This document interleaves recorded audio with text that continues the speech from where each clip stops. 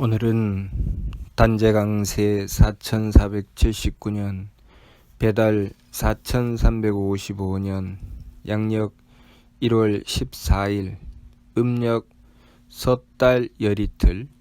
이 시간은 1월 둘째 주 금요일 새벽 경배 시간입니다. 이번 주에 한백음께서 주신 말씀은 내가 너니라 라는 말씀입니다.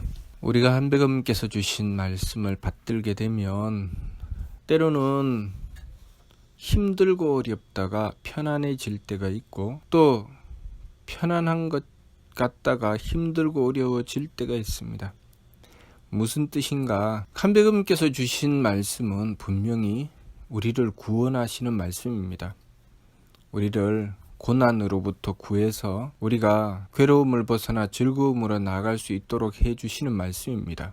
그리고 이 말씀을 받들게 되면 우리가 점점 성장하고 발전하게 되는 말씀입니다. 그런데 모든 일들이 다 그렇지만 아무런 정성 없이, 아무런 투자 없이 이루어지는 것은 아무것도 없습니다. 물질 세계에서도 에너지 불변의 법칙이라는 것이 있습니다. 그만한 질량을 가진 에너지가 더해지지 않으면 그 결과도 그만한 것이 나오지 않는다는 것이 바로 에너지 불변의 법칙입니다. 하나님께서 우리를 구해주시는 말씀을 주실 때 우리도 거기에 상응하는 정성이 필요하다는 뜻입니다. 만일 우리가 우리의 삶 속에 여러 가지 문제를 가지고 그 문제를 해결하기 위해서 정성을 들이고 애쓰고 노력하다가 그 지극한 정성 끝에 한백음의 말씀을 받들게 되면 그 결과는 한백음의 말씀을 받드는 순간 나에게 있던 많은 복잡하고 어려운 문제가 그 말씀으로 인해서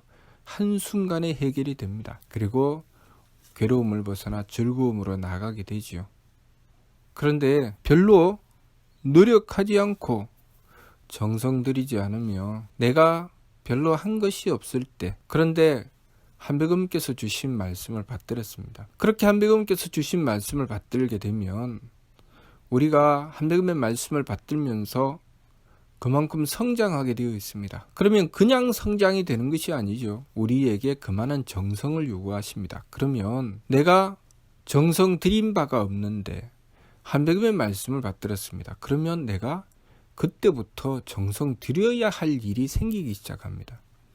그러면 한백음의 말씀을 받들고 나면 그때부터 나에게 정성 들여야 하는 일, 때로는 힘들고 어렵고 때로는 내가 내어놓아야 할 것이 발생하게 된다는 것이죠. 그렇게 되었을 때 우리는 한백음의 말씀을 받든 결과로 왜 내가 말씀을 받들었는데 이렇게 힘들지라는 궁금증이 생기기 시작하는 것입니다. 한백음의 말씀을 받들기 전에 내가 정성 들인 바가 부족하면 한백음의 말씀을 받들고 나서 정성을 들이게 되는 것이죠. 또 한백음의 말씀을 받들기 전에 내가 정성 들인 바가 있으면 한백음의 말씀을 받들고 나면 그만큼 편안해지는 것입니다. 그러니 우리가 정성 없이 말씀을 받들고 나면 그만한 어려움이 있습니다. 그러나 한백음의 말씀은 항상 축복의 말씀이고 구원의 말씀이기 때문에 그 어려움이 지나고 나면 그만큼 복됨을 얻게 되는 것이죠. 그만큼 내 수준이 올라가고 그 어려움이 지나고 나면 그만큼 내가 편안하고 행복해지는 것입니다. 그러니 우리가 한백음의 말씀을 받들기 전에 평소에 정성을 들이든 또 한백음의 말씀을 받들고 나서 내가 힘들고 어려움이 다가왔을 때 그 힘들고 어려움을 한백음의 말씀을 기준으로 정성 들여 극복해 나가려고 노력해야 됩니다.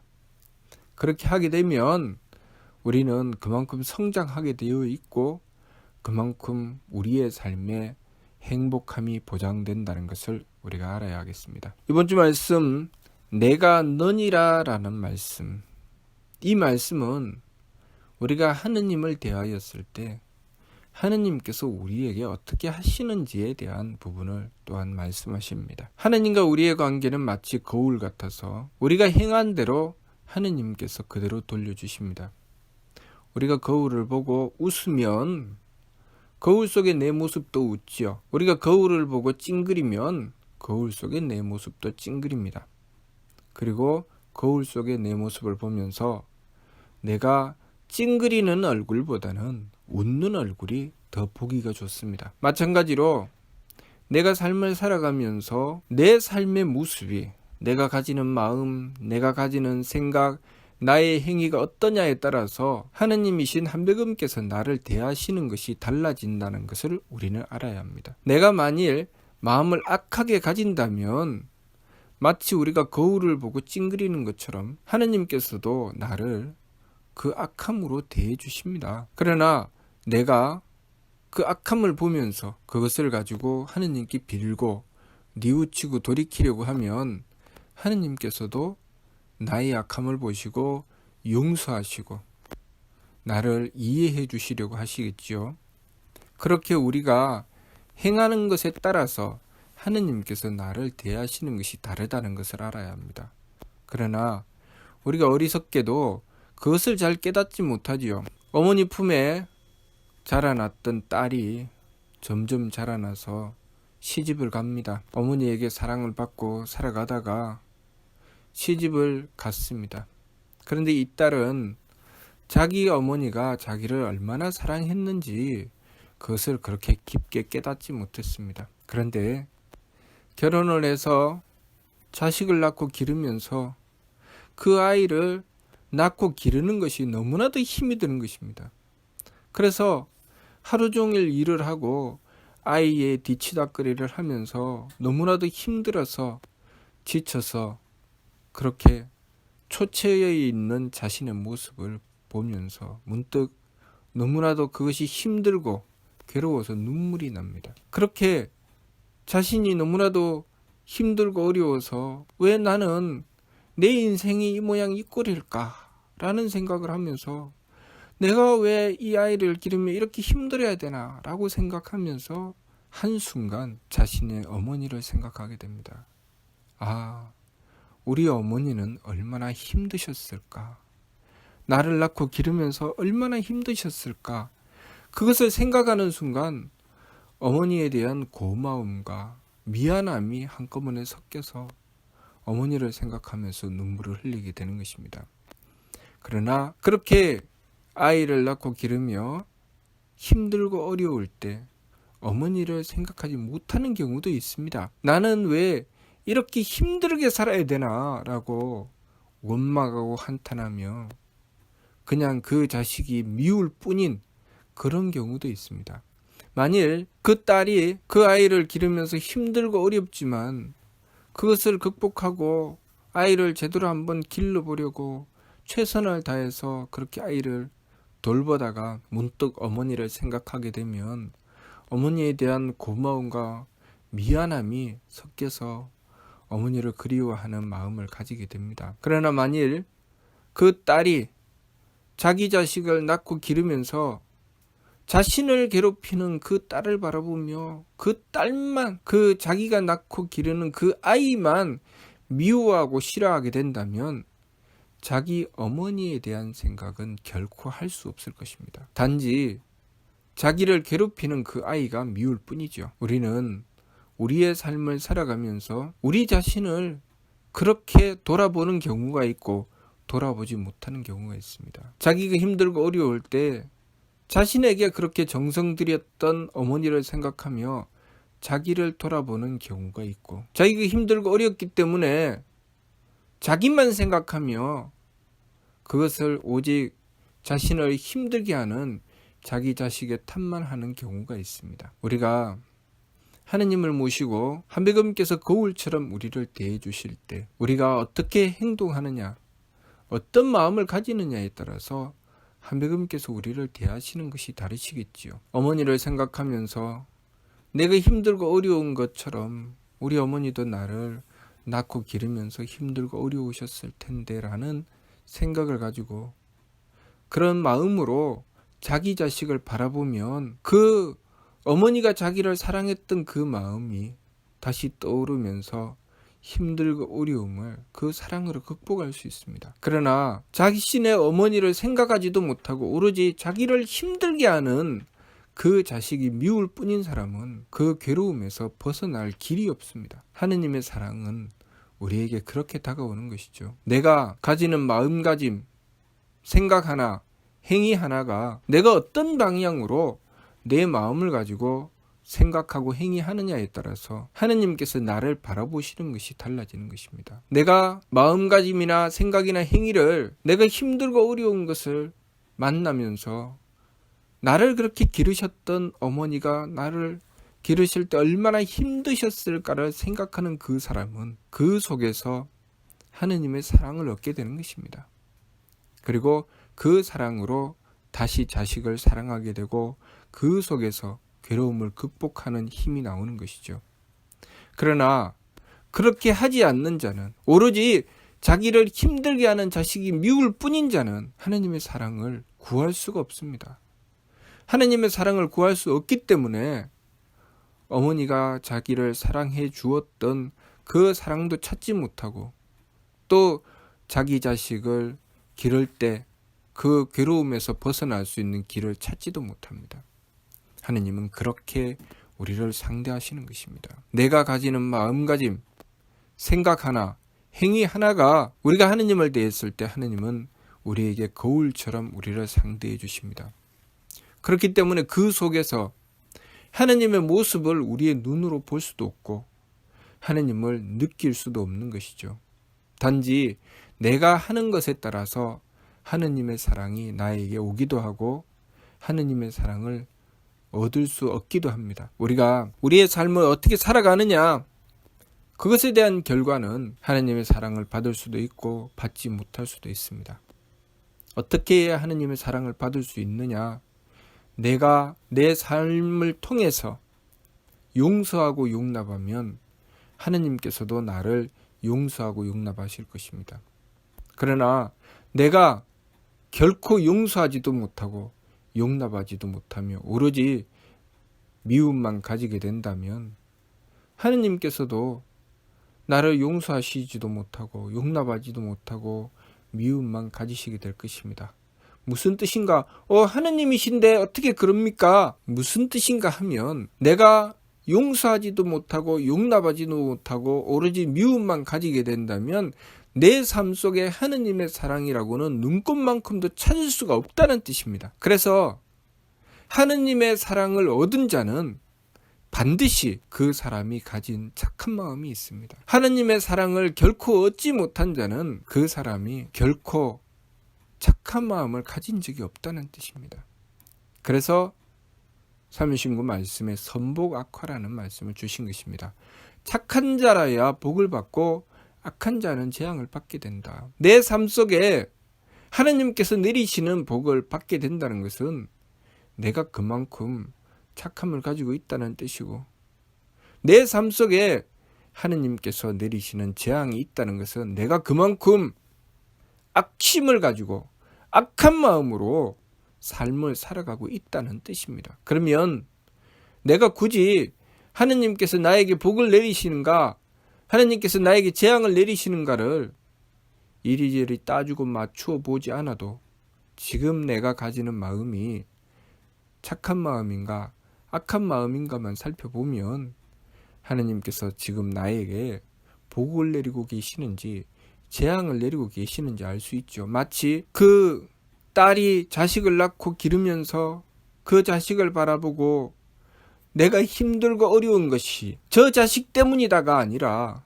우리 어머니도 나를 낳고 기르시며 이렇게 힘드셨구나 라는 생각을 하면서 자신의 어머니를 향해서 미안한 마음과 감사한 마음을 가지는 것처럼 그렇게 그 착한 마음은 그 딸로 하여금 자신의 삶을 통해서 감동을 얻게 하고 또 그 속에서 어머니에 대한 사랑과 또 자기 자식에 대한 용서와 포용의 마음을 가지게 합니다. 그러나 그렇게 하지 않은 경우 오로지 자기를 괴롭히는 그 딸을 그 자식을 미워하고 싫어하는 그런 경우에는 그 사람은 사랑에 대한 감사도 자신이 이해하고 배려해 주어야 하는 그 자식에 대한 자기의 사랑도 얻지 못한다는 것입니다. 그것이 우리가 하나님께서 내려주시는 복을 얻느냐, 그 복을 얻지 못하고 재앙을 받느냐의 차이지요. 우리의 삶 속에 그런 일은 너무나도 많습니다. 남자와 여자가 서로 만나 사랑할 때는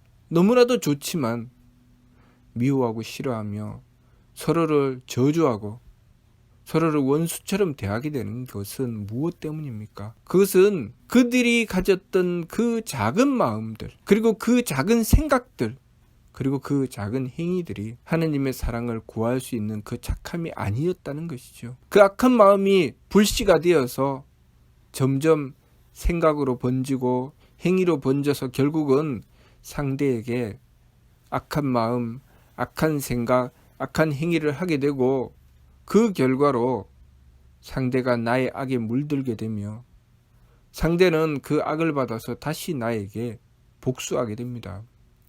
그것을 주고받다가 보면 눈덩이처럼 불어나서 결국은 서로를 원수처럼 여기게 되는 것입니다. 거기에는 하느님의 사랑이 없지요. 하느님의 사랑은 어디에 있습니까?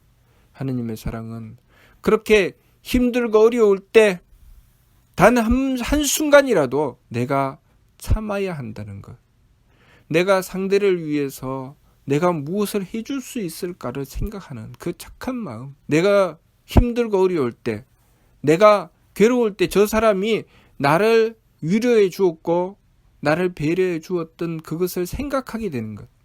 그 착한 마음. 오로지 내 이익만 생각하며 지금 이 순간 저 사람이 나에게 어떤 이익을 주느냐가 아니라 과거에도 좋고 그 어느 순간에 나를 위해서 배려해 주었던 그것을 생각하며 내가 상대를 위해서 내어놓는 그 착한 마음. 그것 속에 하느님께서 내리시는 복을 얻을 수 있는 조건이 있다는 것입니다. 그 복을 얻게 되면 내 마음도 바뀌고 생각도 바뀌고 행위도 바뀌는 것입니다. 그때부터 바뀌는 것이죠. 그러니 이번 주 말씀에 내가 너니라, 결국은 우리가 가졌던 마음, 우리가 가진 생각, 행위가 하느님으로부터 복을 부르느냐 재앙을 부르느냐를 결정하게 되는 것이죠. 그러니 내가 지금 이 순간 내 주변을 바라보면서 내가 인상을 찡그리고 있는지, 내가 웃고 있는지 자기 자신을 잘 살펴보아야 됩니다. 내가 인상을 찡그리고 있으면 하느님도 나를 보시면서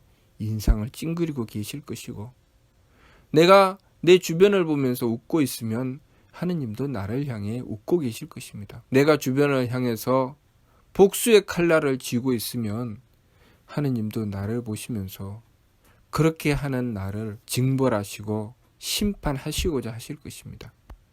그러니 우리가 지금 내가 무엇을 하고 있는지 나 자신을 살피고, 내가 만일 악함을 가지고 있다면 뉘우쳐 돌이켜서 하느님께서 나를 용서하실 수 있는 길을 열어내야 합니다. 내 주변만 보고 남만 탓하면 하느님께서 나를 어떻게 보시는지, 또 내가 하느님의 용서하심을 받고 사랑을 얻을 수 있는 길이 무엇인지 도무지 찾아낼 수가 없습니다. 그러니 지감 조식 금촉, 느낌을 그치고 숨쉼을 고루하고 부딪힘을 금해서 내 주변을 바라보는 시각은 차단하고 지금 내가 웃고 있는지 찡그리고 있는지, 내가 악한 마음을 가지고 있는지 착한 마음을 가지고 있는지 그것을 살펴야 한다는 것입니다. 그것을 살피고 반망즉진 그 망령됨을 돌이키고 참됨으로 나아가려고 해야 됩니다. 그래야 그것을 바라보시는 하느님도 나를 망령됨으로 보지 않으시고 그 참됨으로 보신다는 것입니다. 내가 악한 존재이면 하느님께서 나를 착한 존재로 보시겠습니까? 내가 착한 존재인데 하느님께서 나를 악한 존재로 보시겠습니까? 하느님께서는 내가 가진 그대로 나를 보시는 것입니다. 내가 악심을 품으면 나를 악한 존재로 보시고, 내가 선심을 가지면 나를 착한 존재로 보시는 것입니다. 그러니 나 자신을 살피고 나를 돌이켜서 하느님께서 나를 대하시는 바를 바로잡아 나가야 합니다. 그것이 선복악화, 착함에는 복을 받고 악함에는 재앙을 받는다는 말씀입니다.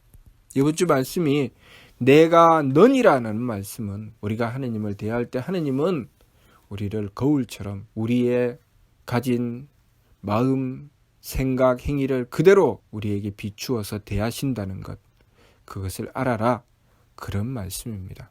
그러니 우리가 악함이 있으면 뉘우쳐 돌이켜야 될 것이고 착함을 붙잡고 하느님의 복을 구해 나가야 할 것입니다. 무슨 뜻인지 이해가 됩니까? 예. 마치도록 하겠습니다.